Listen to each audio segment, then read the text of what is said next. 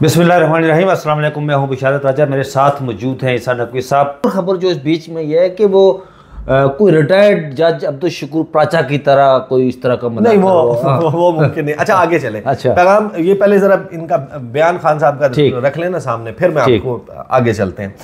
आगे खान साहब जो है वो ये कहते हैं कि इसके बगैर हमें कोई कमीशन काबिल कबूल नहीं है। ठीक है। बददियानत अफराद कभी न्यूट्रल एम्पायर की हिमायत नहीं करते। जुडिशल कमीशन के मुतालबे को मुसलसल नज़रअंदाज करने की वजह यही है कि हुकूमत और इस्टेब्लिशमेंट खुद 9 मई के फॉल्स फ्लैग और 26 नवंबर के कत्लेआम में मुलव्वस है। 9 मई को उन्होंने खुद चौकियों से फौज और पुलिस को गायब किया, खुद आग लगाई और खुद CCTV फुटेज गायब करके इल्ज़ाम बेगुनाह सियासी कारकुनान पर डाल दिया। 26 नवंबर को भी हमारे लोगों को शहीद और ज़ख्मी किया गया और हमें ही दहशतगर्द करार दिया गया। हमारे कम अज़ कम 14 लोगों को शहीद किया गया, कई अफराद ज़ख्मी और गुमशुदा हैं, हज़ारों लोगों को बेगुनाह जेलों में डाल दिया गया और जो जेलों से बाहर है वो ज़मानत के लिए कभी एक अदालत कभी दूसरी अदालत का चक्कर काट रहे हैं, मगर कोई उनकी सुनवाई नहीं कर रहा। मलिक रियाज का हालिया बयान कि अगर वो अपना मुंह खोलेंगे तो बहुत से लोगों को शर्मिंदगी का सामना करना पड़ेगा। मैं मलिक रियाज से दरख्वास्त करता हूं कि वो बताएं पिछले 30 साल में कौन कौन से जजेस, जर्नैलों और सियासतदानों ने उनसे पैसे और दीगर माली फ़वाइद हासिल किए ताकि कौम को मालूम हो सके कि कौन से चेहरे इस गंदगी में मुलव्वस रहे हैं।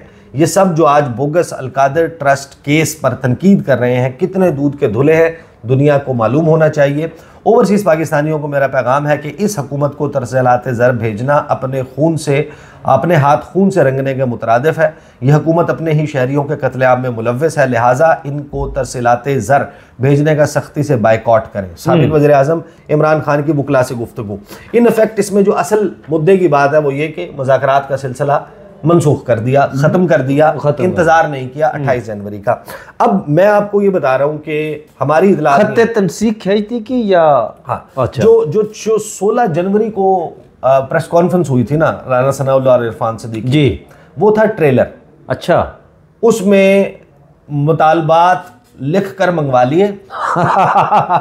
उसके जवाब में हुकूमत ये सेंस कर रही थी कि जब वो कहेंगे ना कि लिख कर दें सियासी कैदी फलां ये FIRs हैं, तो उसमें इमरान खान का नाम लिखा होगा, उसमें डॉक्टर यास्मीन राशिद का नाम लिखा होगा, उसमें एजाज चौधरी का, मियां महमूद रशीद का नाम लिखा होगा, उमर सरफराज चीमा का नाम लिखा होगा, दीगर इनके लोगों के नाम लिखे होंगे। फिर वो सफ़े को लहराएंगे और वो कहेंगे कि ये देखें जनाब लिख के इमरान खान के लिए NRO, ये देखें नाम इमरान खान का, ये मुकदमा इमरान खान का ख़त्म करने का हमसे मुतालबा किया है। अब तहरीक इंसाफ एक तो ये चीज़ सेंस कर रही थी, दूसरा हुआ ये कि जब इन्होंने मुतालबात रखे जुडिशल कमीशन के, आपको वो प्रेस कॉन्फ्रेंस याद है, उस प्रेस कॉन्फ्रेंस में हुकूमत ने तो ऐलान ही कर दिया ना, एक लफ्ज़ लगाया प्रेमा फिशाई जी कि बादिउन नज़र में, उन्होंने कहा ये मुतालबा भी गलत है, ये भी प्रोपेगेंडा है, ये झूठ है, ये झूठ है। भाई जब हुकूमत का माइंडसेट डिस्क्लोज हो गया, अब वो तैयारी ये कर रहे थे कि एक तो टाइम पास हो जाएगा और 28 जनवरी को तसल्ली से लिख कर पॉइंट बाय पॉइंट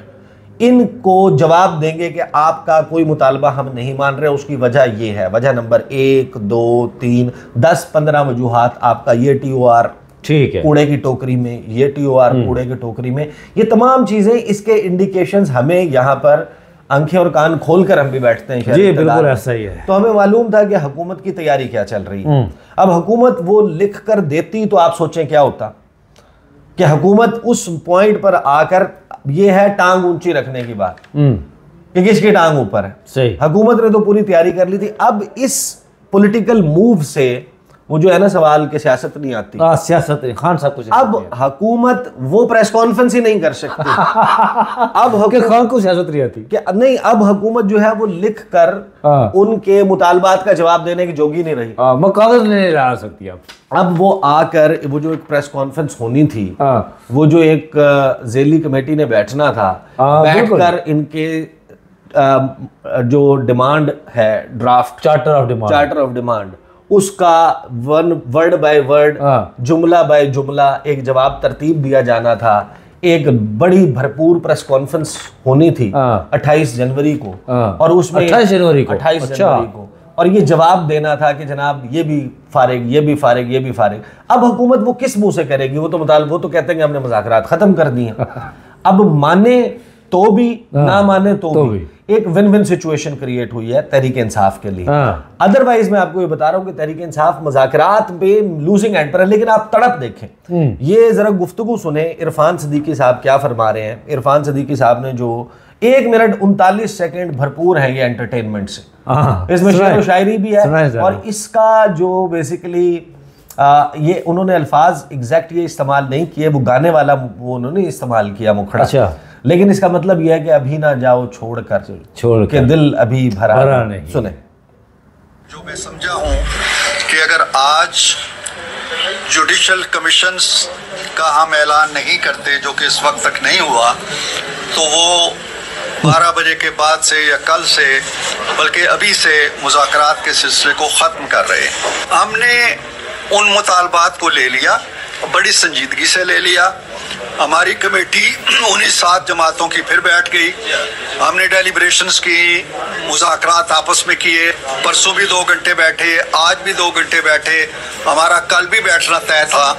लेकिन आज जो उन्होंने कहा है वो मेरे लिए बड़ा अफसोसनाक है। मैं सिर्फ ये कह सकता हूँ कि जिस जमात ने जो हमसे हाथ मिलाना नहीं चाहती थी, जो समझती थी कि ये चोर हैं, ये डाकू हैं, इनके करीब नहीं जाना, इनसे हाथ नहीं मिलाना, वो हमसे हाथ मिलाने पे राज़ी हो गए। और राज़ी होने के बाद मुझे नहीं समझ आती कि इन 7 दिनों के अंदर ऐसी क्या चीज़ हुई है। और हम 28 की डेडलाइन को मीट करने के लिए अब भी बड़ी तंदही से काम कर रहे हैं। मुझे कोई लफ्ज़ मिल नहीं रहे सिवाय इस शेर के कि उनको आने की भी बेताबी थी और जाने की भी जल्दी है बहुत। इसे जा रहे हैं वापस, हम उन्हें कहते हैं कि अभी ना जाएं, कुछ दिन ठहर जाएं, मौसम खुशगवार होने दें, साजगार होने दें। जिन जो अहदाफ आपके हैं या जिसमें आपकी एक्सपर्टीज़ है या जो कुछ आप पहले करते रहे हैं, वो 6 दिन बाद भी हो सकता है। बेसिकली हुकूमत जो है अब ये सेंस कर रही है कि तहरीक इंसाफ एहतजाजी तहरीक पे जाने लगी है। और ये एहतजाजी तहरीक मुख्तलिफ होगी, क्योंकि पहले बाइडन इंतज़ामिया का एक घना सायादार दरख्त, असल बात ये है, उसने छांव रखी हुई थी मौजूदा हुकूमत पे। अब जो हैंडलिंग है उस एहतजाज की वो कैसे करेंगे?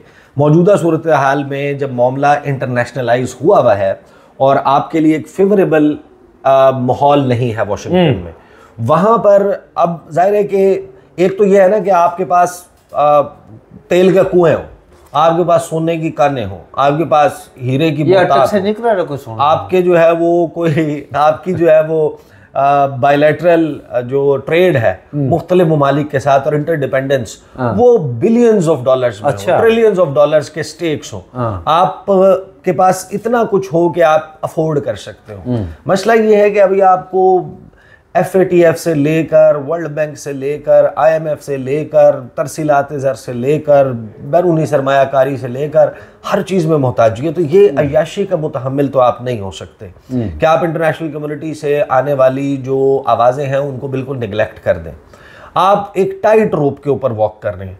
तो हुकूमत को अब जो सेंस आ रही है वो ये है कि अब ये 8 फरवरी को प्लान करेंगे ब्लैक डे, और उसके लिए कोई मामला शुरू हो जाएगा। अच्छा, हुकूमत की तैयारी तो ये थी कि 28 जनवरी तक का वक्त पहले गुजरेगा, 28 जनवरी तक कुछ चीज़ें जो हैं वो सेटल होती हुई नज़र आएंगी, फिर हम जो है वो इनका जवाब दे देंगे, 31 जनवरी तक लंगा देंगे। जवाब में हम एक नई डिबेट का आगाज़ कर देंगे। तहरीक इंसाफ जो है वो बैकफुट पे चली जाएगी कि ये क्या हुआ हमारे मुतालबात का, और एक मीडिया में एक नई डिबेट जनरेट होगी, फिर 31 तारीख को वो जवाब देंगे। ये जो 28 जनवरी की बेसिकली अपॉर्चुनिटी थी ना, वो अपॉर्चुनिटी इमरान खान ने छीन ली। वो जो प्रेस कॉन्फ्रेंस करनी थी, वो जो उसमें कागज़ लहराने थे, वो जो उसमें TORs का 1 by 1 जवाब देना था। अब आप सोचे ना, अगले 4 दिन जो मुज़ाकरात की कमेटी की ज़ैली कमेटी बनाई है, और निकी कमेटी बनाई है, हाँ, वो जो ज़ैली कमेटी है वो बैठकर अब किस चीज़ का जवाब ढूंढेगी? अगले तो मुज़ाकरात ख़त्म करके चले गए, अगले ने तो मेज़ उलट दी। मेज़ उलटने के बाद अब आपका जवाब जो है वो लड़ाई के बाद याद आने वाला मुक्का है। बिल्कुल ऐसा ही। असल में तो जो आपने 16 जनवरी को प्रेस कॉन्फ्रेंस कर दी थी राना सनाउल्लाह ने और इरफान सदीकी ने, जिसमें आपने बादिउन नज़र में प्रेमा फशाई कहकर आपने उनके तमाम मुतालबात को रद्द कर दिया। उसको वो जितनी जल्दी फ्रेम करके, अब उसी को आपने बेसिकली शक्ल पहनानी थी ना, आप 24 तारीख से पहले कर देते। तहरीक इंसाफ ने खेला किस बात पर है? उन्होंने कहा कि भाई 23 तारीख तक 7 दिन मुकम्मल होते हैं। हुकूमत कहती है नहीं जनाब, वीकेंड्स और जो वर्किंग डेज है वो निकाल दें, बीच में वर्किंग डेज शामिल करें, वीकेंड्स निकाल दें। अच्छा, तो तारीख बनती है 27-28। तो हमने जवाब आपको 27-28 को देना था। अब मामला देखें अब किस तरफ जा सकता है मुमकिन तौर पर। देखें हुकूमत के पास अब इन मुज़ाकरात को रिवाइव करने के लिए एक ही तरीक़ाकार है कि वो अपनी इंटेंट जाहिर करें कि हम जुडिशल कमीशन बना रहे हैं, लेकिन जुडिशल कमीशन के TORs हम नहीं मानते तहरीक इंसाफ के, और फिर आप उनको इंगेज कर लें, बिठा लें। Otherwise Tehreek Insaf is of the table, और ये सिचुएशन हुकूमत के लिए अफोर्डेबल नहीं है इंटरनेशनल मामले के तनाजुर में। आपने एक तकरीर की थी इसहाक डार साहब ने, जो पहला इजलास हुआ था 26 नवंबर के बाद सेनेट का, on floor of the senate Ishaq Dar साहब नायब वज़ीर आज़म आए और उन्होंने, पता नहीं शायद उनकी तैयारी नहीं थी, वो सेंस नहीं कर रहे थे वो क्या कह रहे हैं, लेकिन उन्होंने ये भांडा फोड़ दिया। उन्होंने कहा कि मेरे पास आ रहे हैं गैर मुल्की सफ़ीर जी, और वो आकर कह रहे हैं कि ये कुछ हुआ है इस्लामाबाद में 26 नवंबर को, जो 26 नवंबर को। वो कहते हैं कि मैंने उनको कहा है कि अच्छा हम देख लेते हैं इस मामले को, तो आप आए, आप बताएं कि क्या हुआ है, आप हमें नाम दें, हम जाके वेरीफाई करेंगे। तो ये मामला हुआ इंटरनेशनल प्रेशर में है, लेकिन इंटरनेशनल प्रेशर उस वक्त ईज आउट हो गया जब तहरीक इंसाफ की एंगेजमेंट हो गई। जो स्कटलिंग है उसने 2 पर्पज सर्व किए हैं। एक तो ये कि अब दोबारा से वो इंटरनेशनल वाला मामला बहाल हो जाए, और दूसरा मामला है रिलेटेड कि हुकूमत को जो पॉलिटिकल पॉइंट स्कोरिंग का मौका था वो अब नहीं मिल सकेगा, वो लूज हो गया उसका। लेकिन शाह साहब ये बताएं कि एक जो आपने इंटरनेशनली बात की है, बीच में से ये मामला निकल आया, ये नकवी साहब भी गए थे, तो वो जिस बंदे से मिले थे वहां पर, ये तो पूरा अलग मौजू है पूरा। जो बंदे से मिले थे मेरे ख्याल है उससे ज्यादा इंपॉर्टेंट है जो दफ्तर खारजा ने फिर जो स्टेप डाउन, फिर जो इसहाक डार साहब की वजारत है जी, वो मोहसिन नकवी साहब की वजारत को क्या कर रही है। 2 पावरफुल सिविलियंस है ना जी, एक इसहाक डार है और एक मोहसिन नकवी है, ये दोनों पावरफुल है सिविलियंस में। 2 पावरफुल शख्सियात हुकूमती चेहरों में आप देखें तो दोनों शहबाज शरीफ से ज्यादा पावरफुल तस्वर होते हैं। शहबाज, मोहसिन नकवी और इसहाक डार दोनों, जिसकी वजह से वहाँ सारा मामला चले। आपने शाहरुख पर बहुत सारा कुछ बता दिया, इस पर जो विल्सन के साथ जो कुछ हुआ। मुझे और शाह साहब को दीजिए इजाजत, अपना बहुत सा ख्याल रखिएगा। अल्लाह हाफिज़।